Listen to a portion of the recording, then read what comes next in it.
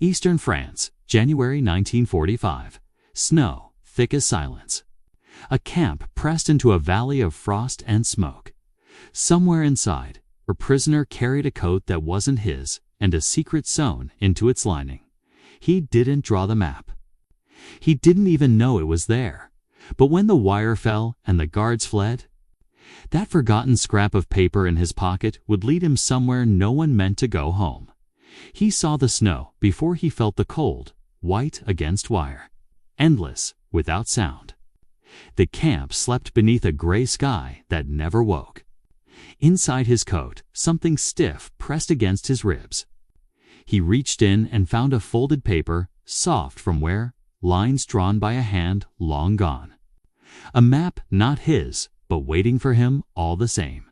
He heard the snow before he saw it, the soft hiss of flakes landing on tin roofs, the muted breath of a world too cold to move.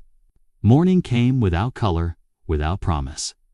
The barracks were lined like ribs beneath a heavy sky, smoke rising weakly from the chimneys. Private E sat on his bunk, boots unlaced, breath ghosting into the pale air. Around him, men stirred in the half-light shapes wrapped in gray blankets, faces hollowed by winter. The smell of wet wool and burnt coffee hung low. A guard's whistle cut through the stillness, thin and tired, calling for roll. They moved out in silence. Boots crunching frost, chains on the gate rattling like a reluctant thought. The compound stretched flat across the valley. Fences rimed with ice, towers crouched like frozen sentinels. Somewhere beyond, artillery thundered faintly distant. But coming closer every night, E counted the sound between the blasts. 10, 12, sometimes 20 heartbeats apart. He no longer measured time by the sun, but by that rhythm. Distant thunder meant survival. Silence meant waiting. The guard at the gate smoked a short cigarette, watching the line shuffle past. His eyes were red from cold, or perhaps from the same fatigue that clung to everyone here. He nodded to no one in particular, a man keeping order in a world that had stopped making sense. Inside the fence, life had narrowed to simple things: warmth, bread. The next letter that might arrive or might never come. Some prisoners worked in the sawmill.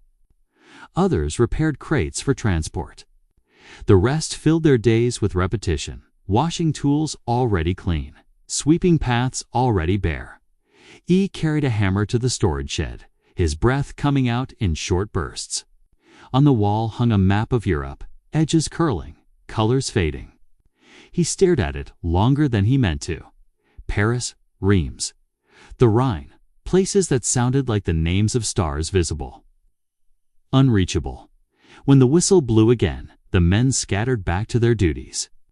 Snow fell heavier now, erasing footprints almost as quickly as they formed. E looked once toward the forest beyond the wire. A dark band of trees pressed against the horizon. The wind moved through them like a whisper, too faint to understand, too steady to ignore.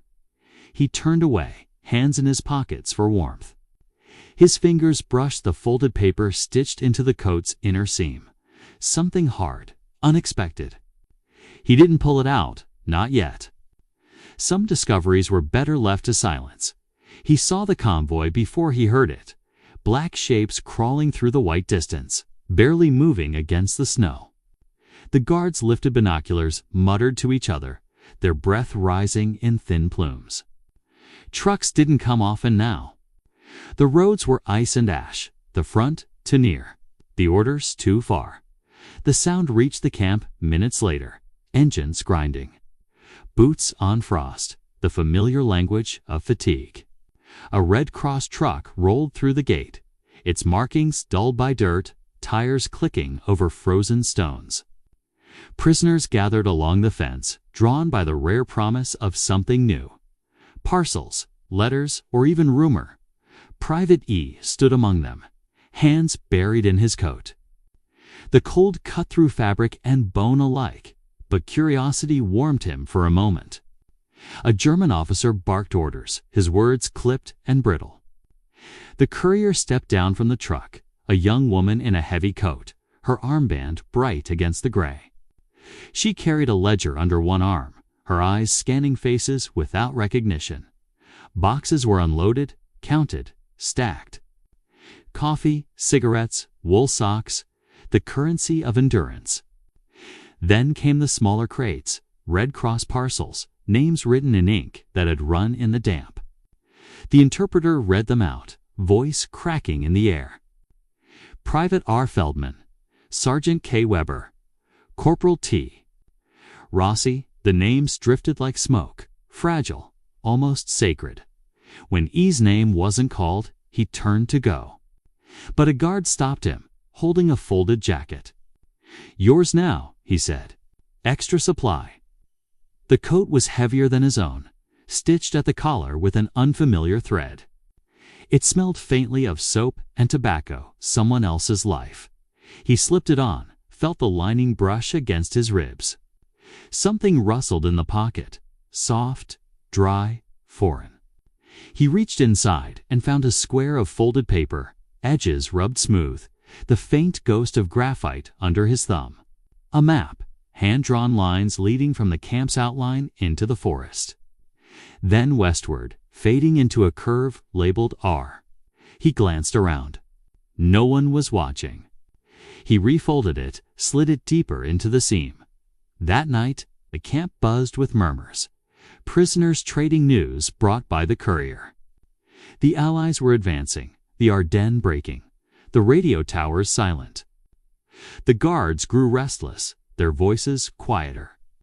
Their faces older. E lay on his bunk, the new coat pulled tight, the map pressing against his chest like an unspoken question. Outside, snow fell again, soft and endless. It covered the tracks of the trucks, the footprints of the guards. The line between Captivity and whatever waited beyond. He smelled smoke before he saw it, acrid. Sharp, curling up from the mess shed behind the barracks. A guard shouted. Boots scraped over ice. Something had caught fire near the fuel barrels, and the prisoners were herded out into the yard.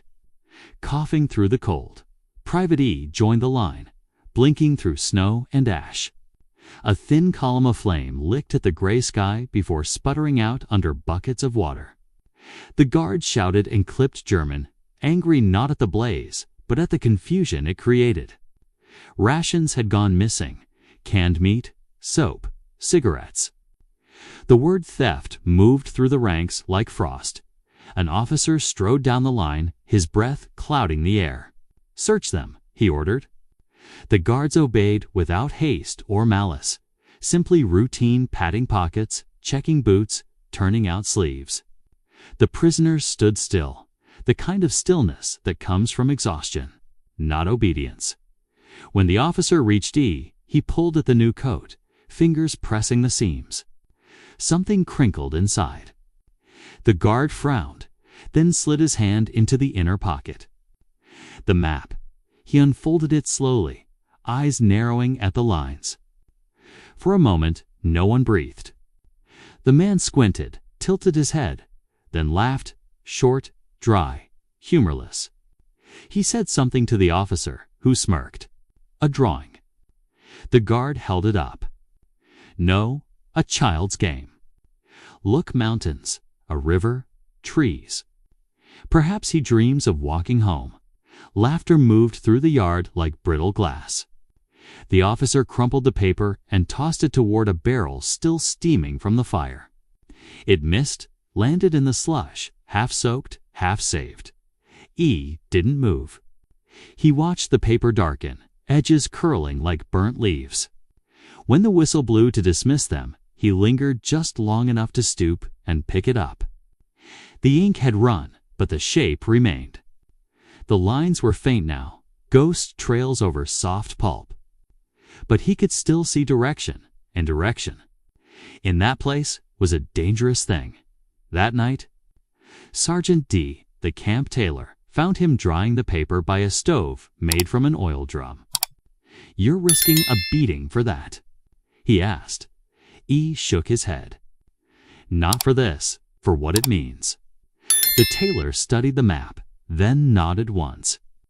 then let it mean something worth the risk.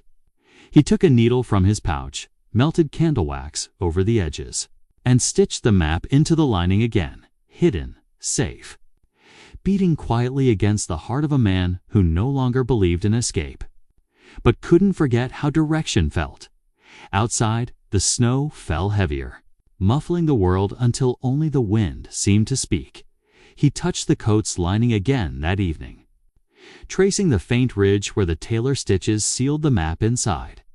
The barracks had gone dark, except for the dim light bleeding through the cracks, a blue haze from the snow reflecting moonlight. Around him, men slept in the same positions they'd held for weeks, bodies curved against cold as if molded by it. Sergeant D, the tailor, sat by the stove, threading a needle through torn gloves. His hands shook slightly from the cold, but his voice, when he spoke, was calm. "You keep it like that," he said. "Hidden, not for escape. For remembering there's still a world drawn larger than this camp." E nodded, not trusting words.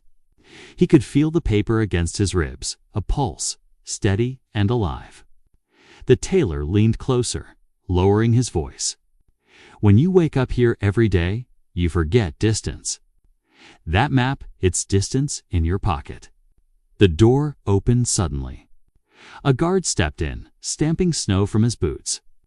He looked around, unimpressed, his breath thick with cold air. Then he pulled something from his coat, a tin of tobacco, and set it near the stove. "For the cold," he said in German, his tone flat. No one moved. The man turned and left, leaving the door ajar long enough for the wind to slip in. When the latch clicked, the tailor exhaled. "Even they're tired," he whispered. He picked up the tin, opened it, and smiled faintly. The guard had left a small scrap of newspaper inside, rolled to keep the tobacco dry. On it, a headline in broken English: "Allied forces cross the Rhine." The men passed it hand to hand like something holy. E looked down at his coat again, realizing how small secrets could carry entire worlds. A map, a headline, a gesture. None of it spoken aloud, yet all of it alive. Later, as the camp settled into the rhythm of sleep, E approached the window. The sky outside was pale with drifting snow, the towers outlined against it like black bones. He pressed his palm to the glass. Somewhere beyond those fences, the lines on the paper existed in real earth trees, reefs, roads, not just graphite. He turned back to the tailor. "If the front reaches us," he whispered, "and the gates open." The older man smiled, weary but sure. "Then you'll know where to go." They didn't shake hands. They didn't need to. The understanding passed between them like heat from the stove, fragile, shared, unsaid. When E lay down, he kept the coat close, not for warmth, but for memory. The stitches along his chest pressed gently with every breath, a quiet, constant reminder that something still connected him to a larger map, one that began inside wire but didn't end there. Outside, the snow kept falling, burying footprints as fast as they were made. He heard the sound first, a hollow crack echoing through the trees beyond the wire. Not gunfire, but something slower, heavier. Snow breaking under wheels. The morning patrol called out, voices carrying through the mist. Then came another sound, softer, more distant artillery far to the west. The men paused at their work details, shovels held midair. Each listened in his own way, not to the noise, but to what it meant. The front was moving again. Closer, Private E was assigned to the supply shed, stacking crates of spoiled rations for burning. The air smelled of damp wood and diesel. Through the half-frozen window, he could see the tailor in the yard, sewing a patch onto a guard's torn coat, a quiet barter for an extra loaf of bread. The guard, the same one who had left tobacco by the stove, knelt to light a cigarette. The match flickered between them, orange against the gray morning. The tailor took a drag when offered, returned it without a word. Smoke drifted upward, curling through falling snow. For a moment, there was no rank, no wire, only two men sharing a small defiance against cold. E watched from inside. The flame seemed to hold the world still for that single breath. Then the guard stood, brushed ash from his sleeve, and walked away. Before leaving, he placed something on the stump beside the tailor, a folded scrap of cloth. When the man opened it, a piece of charcoal rolled out, used for marking fabric. That night, the tailor brought it to E for your map, he said quietly. He didn't explain how he'd kept it hidden from inspection. He didn't need to. Together, they lit a candle stub and unfolded the coat on the floor.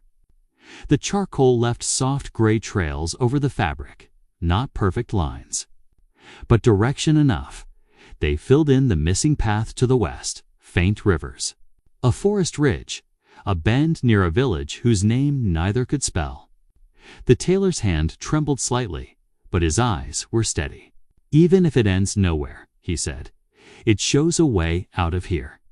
When they were done, the candle had burned low, wax pooling across the table. E folded the coat again, sealing the new marks inside. For the first time in months, he felt the strange weight of purpose, not hope, but movement waiting beneath stillness. Outside, the snow had stopped. The moon broke through a gap in the clouds, throwing light over the fence and the trees beyond. The wire gleamed silver, the path behind it almost visible. E stood at the window, the coat draped over his arm. The tailor joined him, both silent, both watching the forest where the sound of distant thunder had returned. Between the trees and the moonlight, the world no longer looked impossible. He remembered the name sewn into the collar only after the tailor washed the coat. The stitching had loosened, revealing faint initials, VL, not his, not anyone he knew in this camp. The thread was British Army green, the kind used on issued uniforms before capture. Private E asked the interpreter about it that evening. VL, the man repeated, flipping through his notes. Lieutenant Victor Latham. British artillery. Transferred months ago, never arrived. He looked up, probably died in transport. His tone was casual, but something in the way he didn't meet E's eyes told another story. Later, in the barracks, E sat by the stove, the coat across his knees. The tailor joined him, silent, until the room emptied of voices. I knew that name, he said finally. He was here last winter. Drew maps for the guards, simple things, supply routes, terrain sketches. Said it kept his mind sharp. When they moved him, he left that coat behind. E stared at the fabric, his fingers tracing the stitched seams that now hid the map. Then he drew it. He asked. The tailor nodded. For himself, maybe. For anyone who might find it. He used to say, every map is an act of faith. The words settled like snow, quiet, slow, unstoppable. That night, he unfolded the coat again, candlelight trembling across the table. The charcoal markings glowed faintly under the fabric's weave.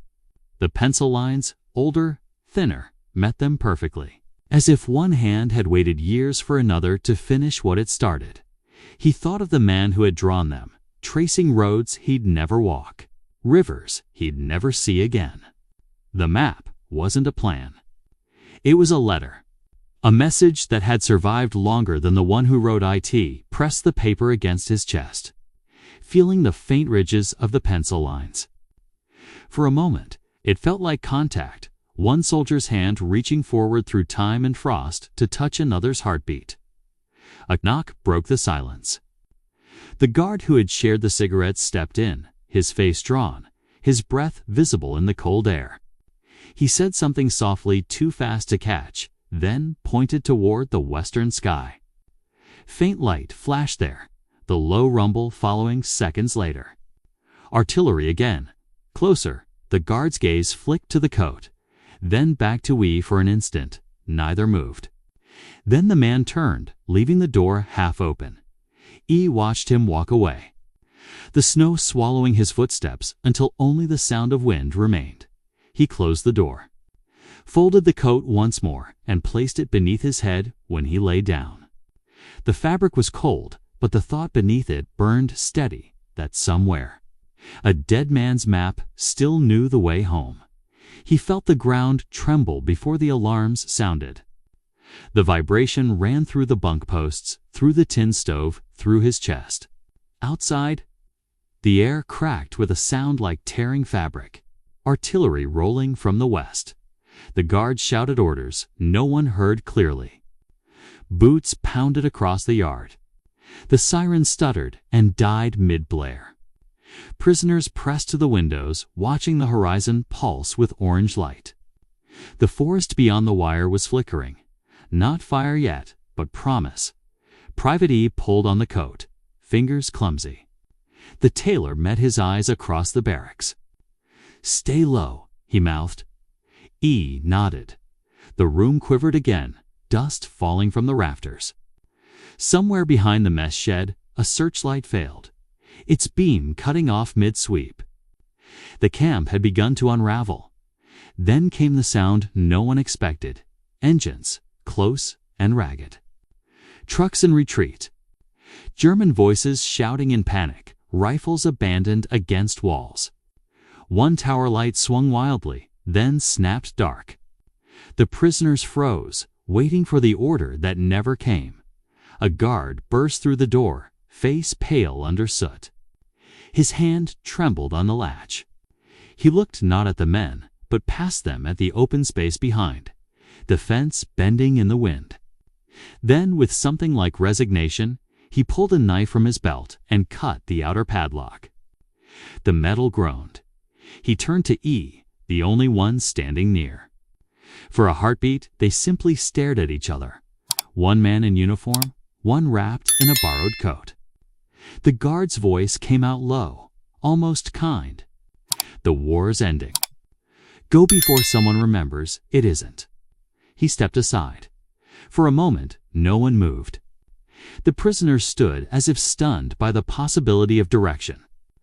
Then Sergeant D, the tailor, pushed forward, testing the gap in the gate. Beyond, snow stretched toward the tree line, untouched, silent, infinite. E followed, each step measured, unbelieving. The map pressed against his chest with every breath, warm now, almost alive. Behind them, another shell burst over the ridge, its echo rolling down the valley like thunder over water. By the time they reached the fence, the towers were empty.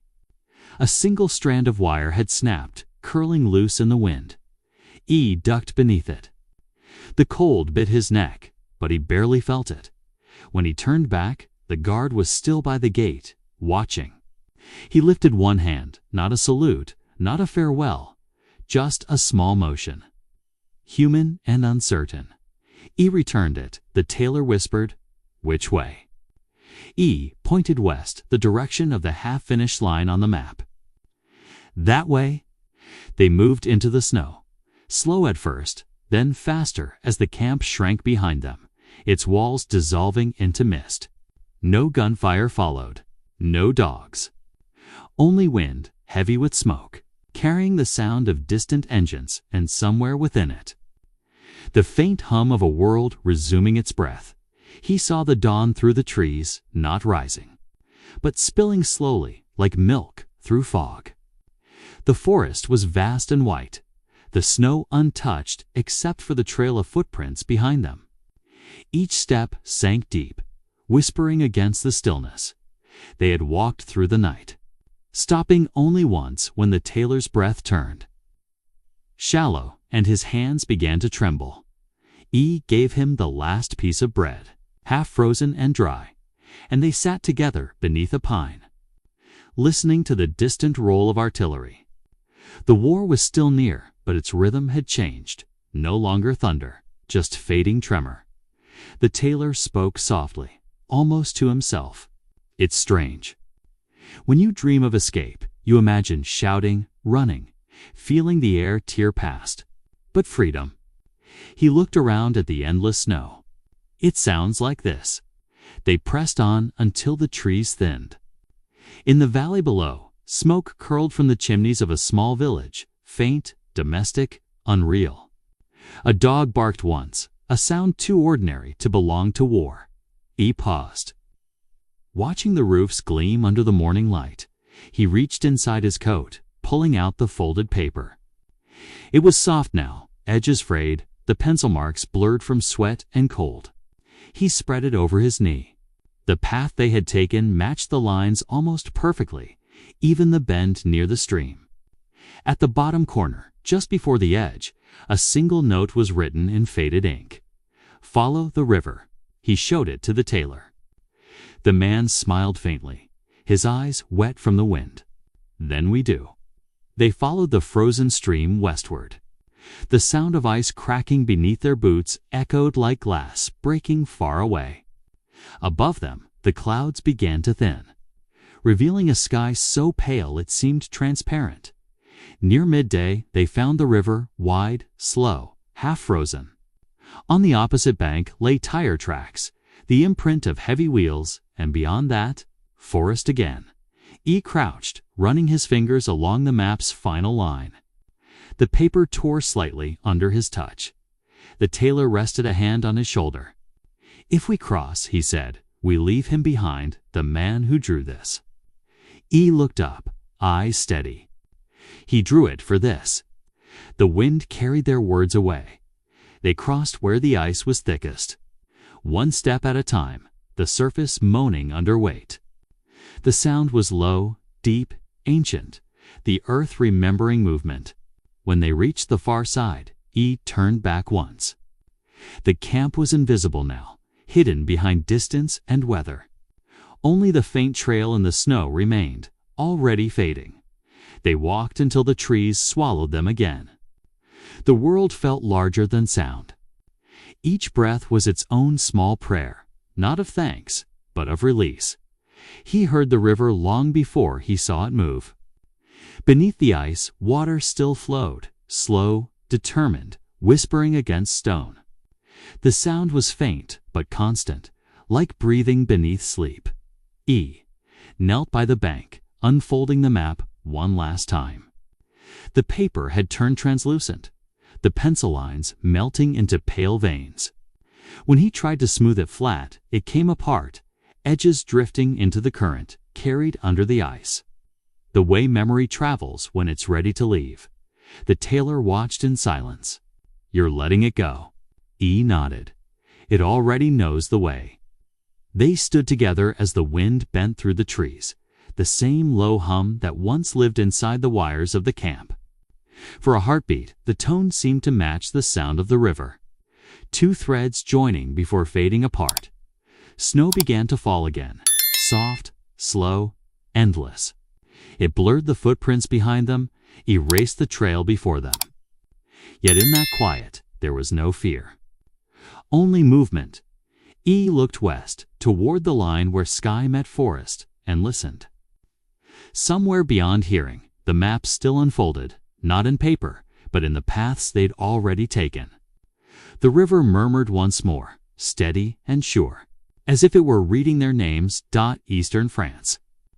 Winter 1945, several Allied prisoners escaped Stalag.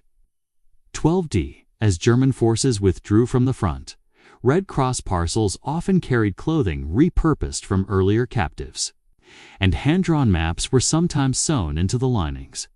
One such map was recovered months later, water-stained and unreadable. Near the Moselle River, inspired by declassified U.S. Army reports and International Red Cross archives. 1944 to 45.